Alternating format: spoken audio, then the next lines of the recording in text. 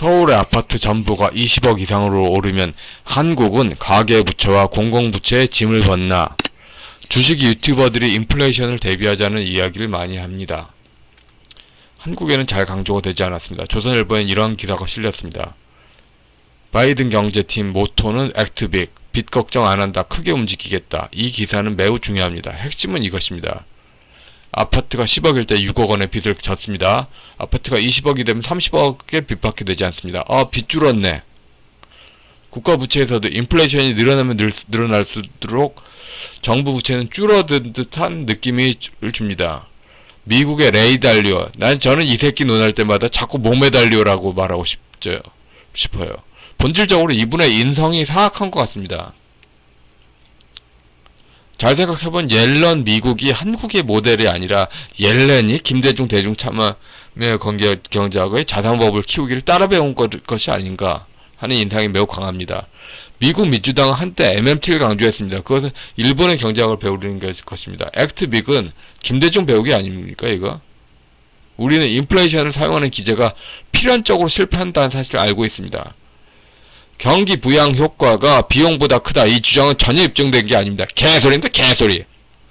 다보스 포럼이 하시는 오바마 이후로 좌경으로 방향을 바꾼 사회주의 추구의 귀족 갑부님들, 그들의 부만을 무한적으로 늘릴 뿐입니다. 1% 아니 0.1%만 늘리고 나머지는 전부 피해죠. 자산 가격이 오르면 올수록 한국에서는 더 많은 가계부채를 통해서 매매를 통해서 가계부채가 상대방에 이전이 됩니다. 그러니까 매매가 그렇게 인플레이션이 벌어지면은 그게 투기적 시장이 돼가지고 계속 가계부채가 상대방에 계속 이전이 되는 분위기가 벌어지는 거죠. 인플레이션이 가계부채 사이즈를 줄이기보다는 인플레이션이 하나의 투기적 시장을 만들고 계속 더 많은 가계부채를 끌어쓰는 투기적 경쟁장이 됩니다. 인플레이션이 벌어지면 영끌까지 동원하는 매수가 벌어집니다. 인플레이션으로 가계부채를 줄이겠다는 시도가 민방하게 언제나 더 많은 가계부채가 유발됐습니다. 그리고 그 비용은 고스란히 다보스 포럼에 참석하시는 1%의 오바마 꼬랑지 추구하는 좌경의 갑부님들과 상관이 없는 일반인들에게 고스란히 전가가 됐습니다. 유튜브는 한국 서울 시내의 대부분의 자영업 사건이 망한 것을 중계방송하고 있습니다. 한번 검색해보세요. 다 나오지. 살아날 가망도 없습니다. 본질적으로 실물 경기보다 자산 가치가 높은 건데 더 올리겠다는 소리 아니에요? 이 도둑놈들아. 공공부채도 마찬가지입니다. 인플레이션으로 부채 사이즈가 작아진 듯한 느낌이 들면은 언제나 인기 위주의 국가들은 더 큰 부채 유발을 합니다. 인플레이션으로 부채가 작아진 꼴을 못 봐요. 계속 놀리지. 그래서 가계부채도 공공부채도 꾸준히 실물자산 인플레가 돼도 전혀 부채가 작아진 듯 하지 않았어요.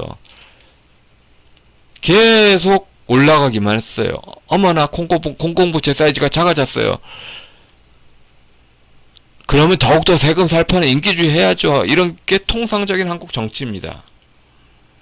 고로 옐런은 미국에서 인플레하자는 이야기인데 이것은 레이 달리오, 목매 달리오 하는 이야기 뺏긴 겁니다. 그런데 이 한국에서는 완벽히 증명 가능하게 실패로 끝났습니다. 인플레이션을 부채를 탕감하는 현상을 기대하는 것은 한국에서는 불가능입니다.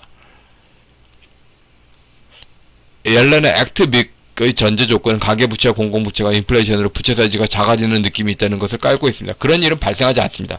발생할 수가 없습니다. 한국에서는 특히 그렇습니다. 인플레이션을 어느 정도 용인하자 개소리입니다. 개소리. 한 번도 그런 일이 존재하지 않았던 거렇게 한국이 옐렌의 액트빅이 안 된다는 거에 거의 모범적인 예시가 됩니다. 한국인이 뭐가 잘나서 세계 10위 경제국입니까? 외국인들이 한국인을 빨아준다고? 떡고물 먹으려는 심리에 마음이 없는 말이겠죠.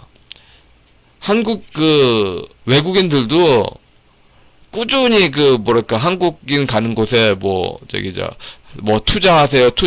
그러니까 하고 또 흑인들이 또 딱 와가지고 우리에게 적산하세요.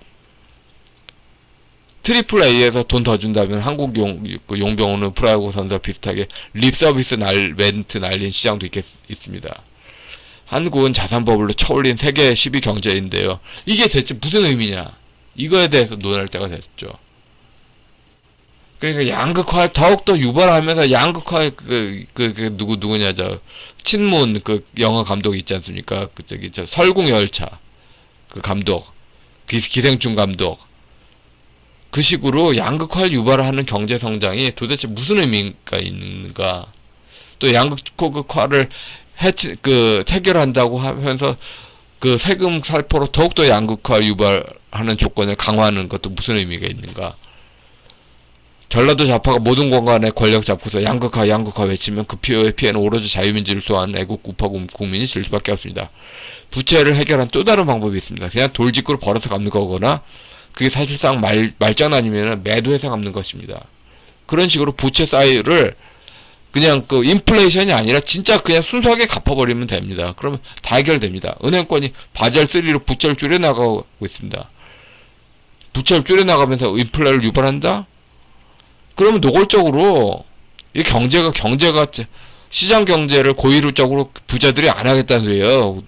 아유 놀부도 이런 놀부가 없어. 천하에 그 이런 그러니까 꾹 참고 시장 경제로 그 주변 일로 남거나 아니면은 그 저기 저 체제 무너지는 거 그걸 막지 마라. 이게 부자가 할 짓입니까? 부자가 좀 품위가 있어야 되지. 여튼 엘렌 액트빅은 한국에서는 이미 수천만 번 증명 가능하게 실패로 끝났습니다. 그렇게 자산 버블로 얻은 세수 증대는 언제나 더욱더 비생산성을 초래하는 악법과 정치적 자만으로 이어졌습니다. 인플레이션을 대비하는 이런 식으로 입 터는 그 증권 유튜버들아, 니들은 양심이 있는 거냐 없는 거냐? 예, 여기까지 하겠습니다.